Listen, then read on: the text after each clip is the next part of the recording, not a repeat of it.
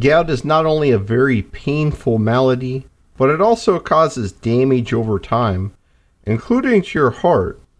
It is partially a genetic disease, and while there are meds and home remedies that can give temporary relief, they do not address the root cause. Diet is the heart of the matter, but you won't get any relief eating from the governmental nutritional guidelines. They're watering crops with a sports drink?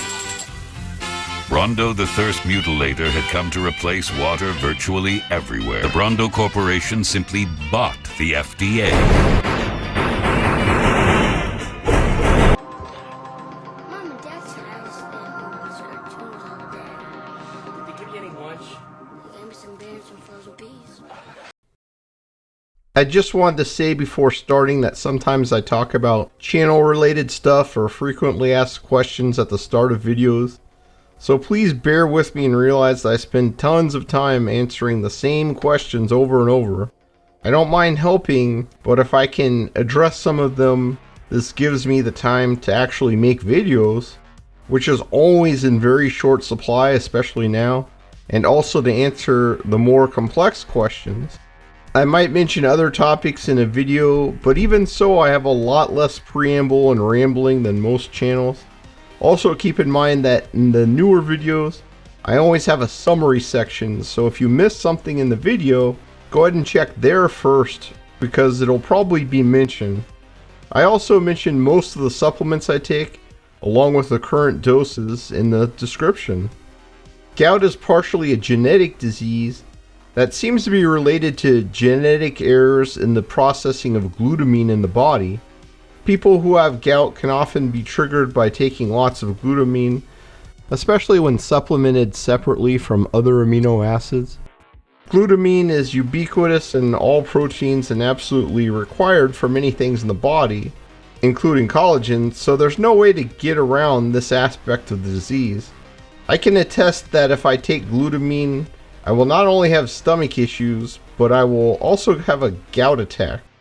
I also had this issue from pyroglutamic acid, which I should have realized would happen. This is a shame because it has a lot of promise as a neuroprotectant, but if you are someone who's never had a gout attack, this supplement probably won't cause you any problems at all, and it's a dirt cheap way to ward off dementia. Hi. Who are you? I'm the brain cell. The brain cell? Yeah. Just you, yeah? Well, me and my secretary. I have been pretty much gout free since the original video, but I did get a gout attack from trying that supplement a while back, and then I had a harebrained idea while that happened. Why not rub some Methylene Blue directly onto my foot? Sure, I might look like Papa Smurf, but if it works, I'll be a walking Papa Smurf. I did this right before bed, along with taking some aspirin. Since you can't generally take pain meds while you sleep, what usually happens during an attack is that I go to bed feeling relatively okay, and then I wake up in agony. To my surprise, I woke up feeling pretty good. Not perfect, but I was able to walk without limping, which was much better than when I went to bed. Even though I did a pretty exhaustive deep dive into Methylene Blue, I didn't realize that there's actually research on Methylene Blue and gout, or at least research on mechanisms related to gout that Methylene Blue positively affects. I only found this out recently. People have asked me for a source for Methylene Blue over and over again, but I don't have good, real third-party data that comes from someone else buying the product and then testing it. But rest assured, whenever I do have a recommendation, I'll give it to you, so there's no need to ask me over and over again. For taking it orally, I have been using CZTL, but it's pretty expensive at $100 for 5 grams. I've been using a cheaper brand I won't name topically, but I don't have third-party testing data for either one, so I can't really say they're really that good or not. But most likely, they at worst would have a few parts per billion of arsenic, which is not really that big of a deal when you're only taking a few grams per year. Topically, I will put a pinch in the bath and soak in it, which is a great way to keep your skin healthy. And before you ask, no, it's not going to turn your skin blue, at least unless you use a colossal amount. And don't do that because some of it is going to absorb into the bloodstream, and if you have a large amount, it could raise your blood pressure and do all kinds of other weird things. I just put maybe 20 milligrams in the bath, and that's about it. I also put 50 milligrams per 4 fluid ounces into my toothpaste formula, and those levels aren't going to turn your skin blue either. But if you do go up higher, it's going to. Some people claim you should combine methylene blue with vitamin C to blunt the dyeing effect.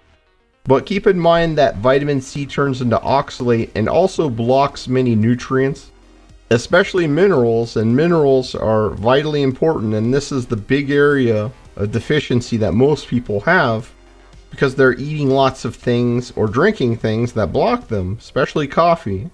I find that just putting it into a cup of water negates the staining effects, and these only last a short time anyhow. So if you worry about looking presentable, just experiment on the weekend. Just make sure that you're not going to shock anyone when you go into the office on Monday morning by doing too much. People are rather reluctant to hire blue people. When you search for dietary information about gout online, you get bombarded with warnings about purines, especially from red meat.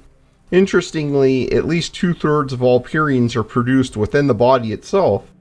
This is driven by the ALT liver enzyme, the alanine transaminase enzyme. You could consider this as an alternative detoxification mechanism that the liver uses when it's overburdened or damaged. This is also one of the enzymes the liver uses to detoxify alcohol and fructose, so if you want to drive it up as quickly as possible, a rum and coke would send you down the gout pathway pretty rapidly if you're susceptible. Purines are created as a byproduct of this pathway, and for people who are susceptible, this can be a really big problem. It's your liver that is responsible for taking excess sugar out of the bloodstream after you eat, and for releasing glucose and ketones into the blood when the rest of the body needs more energy. The more overburdened your liver is by excess carb consumption, the more difficult this job is, and the more damaged and full of liver fat it becomes. And this is an especially bad problem because it leads to kidney damage, because your liver actually protects your kidneys too. And this ultimately is going to lead to liver cirrhosis, increased glycation, and type 2 diabetes. But long before that, it's going to greatly increase your purines. This also increases your uric acid levels, and when they become excessive, combined with acidity in the body, you can get into big trouble. Well, you just stare that big sucker right back in the eye and you remember what old Jack Burton always says at a time like that. Have you paid your dues, Jack? Yes, sir, the check is in the mail.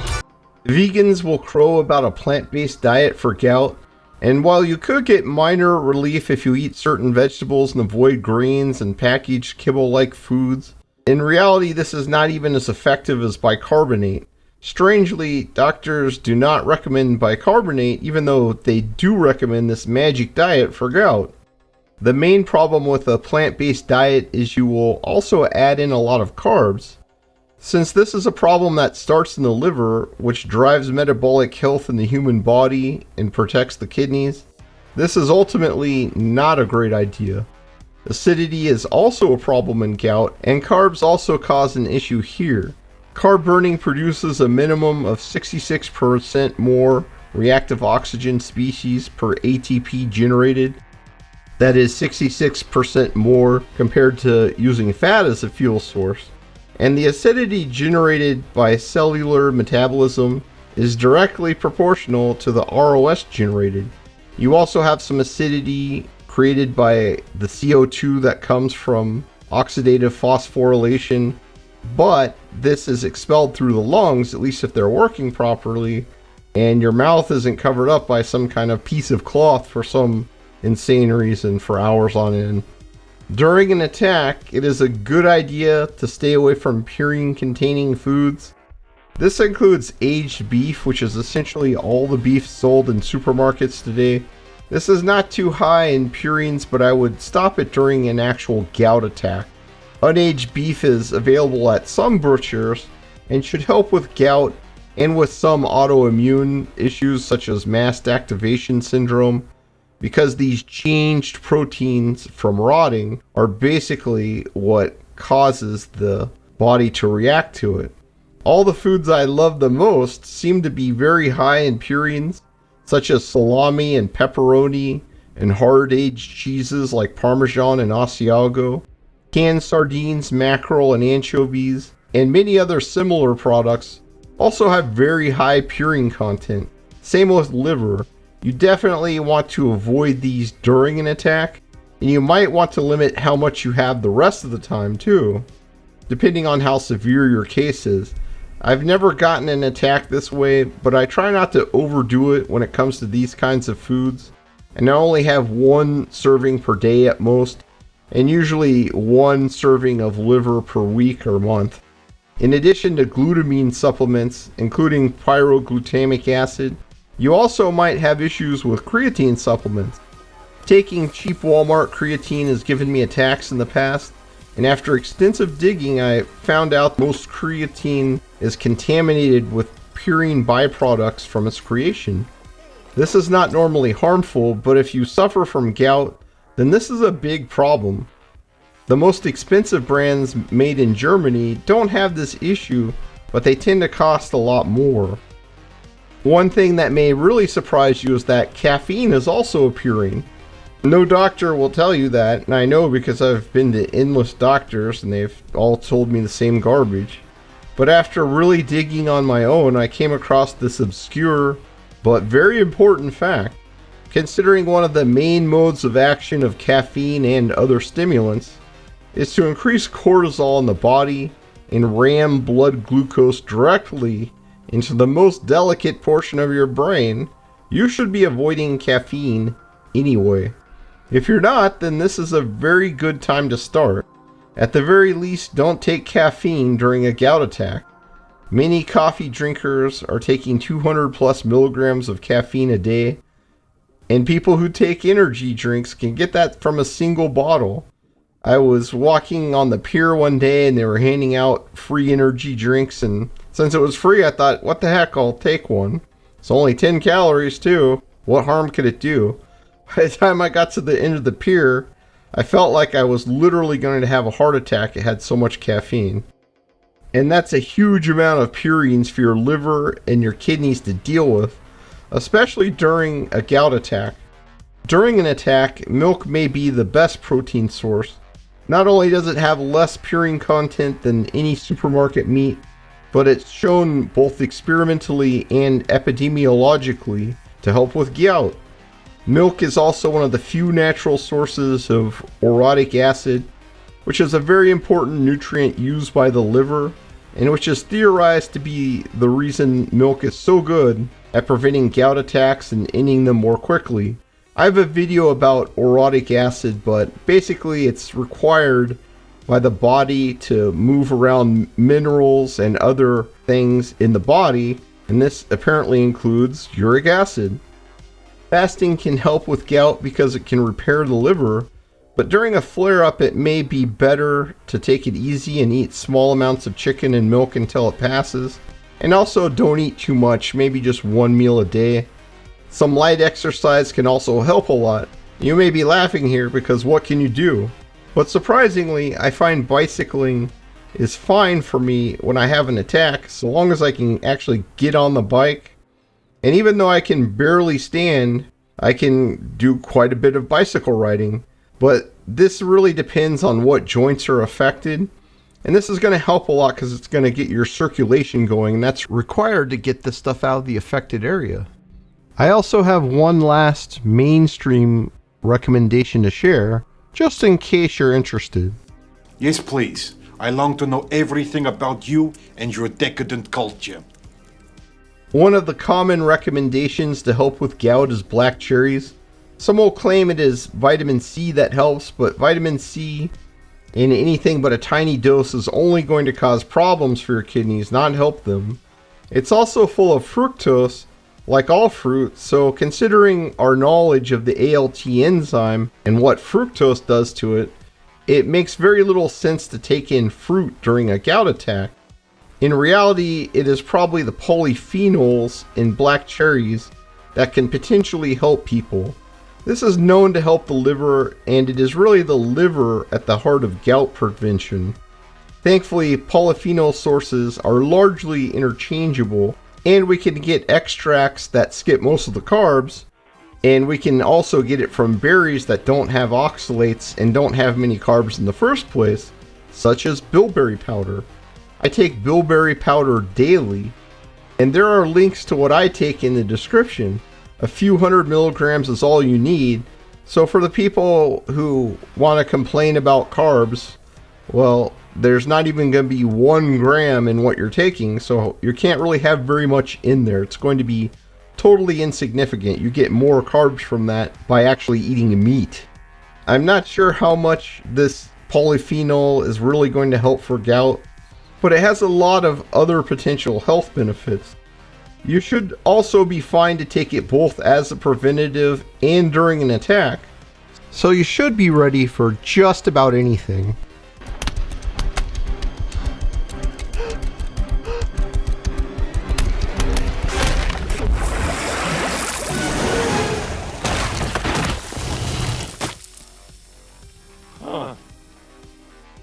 In fact, anything that helps your liver should also help with gout. Just keep in mind these should not be viewed as magic cures. They can help prevent the awful consequences of a bad diet full of excess sugar and alcohol. But you will also have to be conscious of your diet and not go too crazy with it. Betaine Anhydrous, aka TMG, or trimethylglycine, does a lot to help the liver. This provides methyl groups to the liver which are needed to methylate toxic substances, and this is part of the process of making them harmless. Your body can make this out of choline, but most people get far too little choline in the diet. This is one of the reasons that choline is an essential nutrient in the diet, and you would pass away without it. And even if you get a lot of choline now, many people have gone for decades being short on choline, and it's going to take years and years of a good diet with plenty of dietary choline in order to catch up, because your body is made of the stuff. You just have to have this stuff, and most people have way too little. Betaine anhydrous is just the methyl and glycine portion of choline, and that is the portion needed by adults for their liver. Since people always ask, no, betaine anhydrous is not a significant source of glycine. There's only a tiny amount compared to our daily needs. I take 3 grams of betaine anhydrous per day currently, and you might want to consider taking even more than that if you have liver issues, because 6 grams a day has been shown to lower homocysteine as well. Like gout, homocysteine should probably be considered a sign of liver issues. When you have liver issues, you're also going to have trouble losing weight, and this is something to keep in mind if your diet seems good, but you just can't seem to lose weight anymore. Your lean tissue will also slowly wither away with time. And as you age, I think this is really the big difference that we face when it comes to weight loss. And also that's partially true when it comes to lean tissue loss. Many of the other supplements I take also help with liver function. In fact, aside from niacin, they all help with liver function. I list them in the order of importance for most people in the description, but if I were to list them in the order of importance for gout and liver health, then betaine anhydrous would be at the top of the list, then L-cysteine, which is required for glutathione, then glycine, which is also needed for glutathione, then taurine, which reverses scarring in the liver. After that, it is hard to say which is the most effective for the average person with liver issues, but I would probably choose hyaluronic acid next, then inositol, then alpha-ketoglutarate, then orotic acid, and then bilberry powder.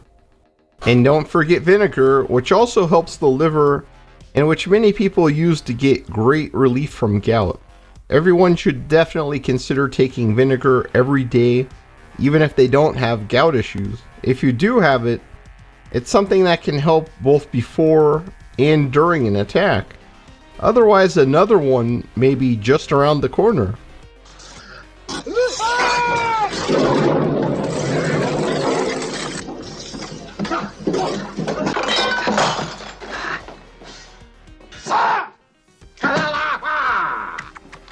I already talked about methylene blue and vinegar for helping with both gout and its underlying causes, but there are also other home remedies that may help as well. Sticking your foot in some very warm water will increase blood flow, and this helps get the uric acid crystals out of the affected area so they can be excreted in the urine. Doing this several times a day can really ease the pain and speed up the recovery time in a gout attack. This is also a good time to soak your foot in some methylene blue, which will help even more with inflammation.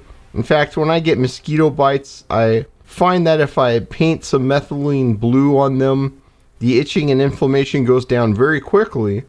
Even the inflammation from those tiny mosquitoes that are all over the place now, usually even if I don't scratch those ones, they'll still ooze, then they burst, then they leave a little scar behind. When I use methylene blue on them, they don't itch as much and they don't burst either. Unfortunately, I still have a bunch of scars on my legs from before I learned this. Phototherapy can also help here. I'll put a picture of the one that I use on the screen around this timestamp if I remember. It may actually hurt a bit when you do use it, and this will lead to more throbbing, but this is a good sign and it's due to increased circulation. This has the added benefit of making the action of methylene blue even more effective, as they're somewhat synergistic. Elevation of the affected area will also help, as this will help clear the material from your foot faster. I've actually seen videos of foot doctors cutting at gouty areas, and you wouldn't believe the white crystalline material that comes out. It's very bizarre. I don't want to show it because it's kind of graphic and I don't want to have issues with the video. Aspirin is also very helpful for gout. This reduces the inflammation, which allows the body to do its job and remove the harmful uric acid crystals from the body. This not only reduces the symptoms but also helps end the gout attack more quickly. Aspirin has many benefits, especially when it comes to the metastasis of cancer, and I take a couple of enteric coated baby aspirin every day. And my mother, who's had cancer several times, takes 2 full aspirin every day on the advice of her oncologist. There is a lot of scaremongering when it comes to aspirin, but while it can increase minor bleeds, there's not a single case of severe bleeding recorded among the thousands of people who have participated in experimental studies involving aspirin. During a gout attack, I take more aspirin than that, and you can just read your label on your bottle and determine what's good for you, or talk to your doctor if you're really paranoid about it. Deacidification also helps with gout. The lower your blood pH, the more easily crystals form, and raising the pH can help resolve this issue and dissolve them. Your average doctor will tell you you cannot deacidify your blood because it's tightly controlled, but they don't realize that it's the kidney that does this work. Not only does it tax the kidney to do so, which is part of the reason that gout occurs in the first place, but it also does so in a destructive manner, requiring the kidney to use up its own proteins to do this. And yes, it's largely proteins that deacidify the body and not some magical plant-based things that some people will claim. This is part of why your kidneys are very difficult to heal, because this is going on all the time in your body. They're constantly getting rid of excessive acidity, and they do it at great cost to themselves, and they have to do it for your entire life, every second of every day. I put a pinch of potassium bicarb in my distilled water, along with some other minerals, and this might help speed along your recovery during a gout attack. Just be aware this will temporarily lower your stomach acid, and doing so by a large amount all at once can cause an acidic rebound in some people. This works best when you slowly sip it over time, and it is also good for your teeth as long as you mix it well first and you don't use so much that it becomes too base. That's just as bad as acidity for your teeth, and acidity from bacteria in your mouth are the main cause of tooth decay, by the way. So if you want to keep your natural teeth, don't overdo it. Well, I'm an old gold tooth, and I'll tell you the truth. I live in the mouth of my homie. Let's take it south. Now's the time when I wrap up the video. But if you skip to here without watching the rest, it's time for some punishment first.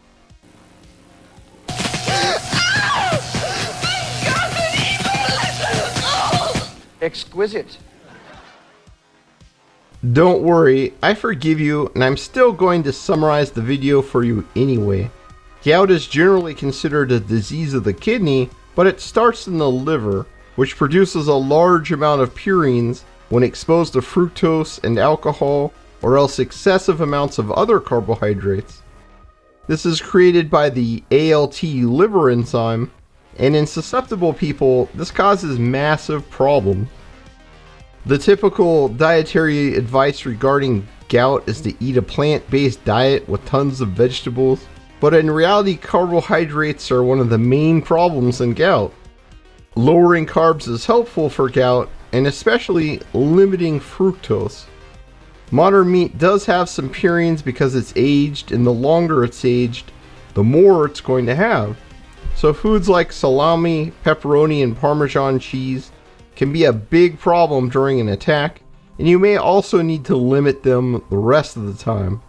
Milk, on the other hand, is protective against gout, and during an actual attack, milk and chicken should probably be the preferred means of getting your protein and most of your nutrition, because everything else is either full of carbs, or it's wet aged, or even worse, it's dry aged, and that's going to cause more purines. Caffeine is a purine too, which is a little known fact, and cutting it out is a must if you have gout. Supplements in the description will help a lot with gout because they will help the liver, but Betaine Anhydrous will be especially helpful, and Orotic Acid during a gout attack may actually help it end more quickly. I've found relief by using Methylene Blue topically on the affected area, and it turns out there is some science to back this up. Vinegar can also help with gout, and so can half a teaspoon of bicarbonate in some water sipped over time. This is going to deacidify your kidneys, which is going to help a great deal in the long term with keeping gout from occurring. And when the pH goes up, it's going to help the gout crystals dissolve and get out of the body. My vinegar dose is in the description, along with the doses of other relevant supplements. Gout is one of the most horrible pains that someone can experience. And while meds can cover up the symptoms, they don't address the root cause. And this starts in the liver. Even if you don't have gout, you should make sure to keep your liver as healthy as humanly possible. I know a woman with liver issues after having cancer, and they first refused to give her a liver because she wasn't sick enough. And now they refuse to give her one because she's too sick. Forget it. We can't give a liver to a woman this sick. Do you listen to what you're saying? Livers are important, Cuddy. Can't live without them. Hence the name.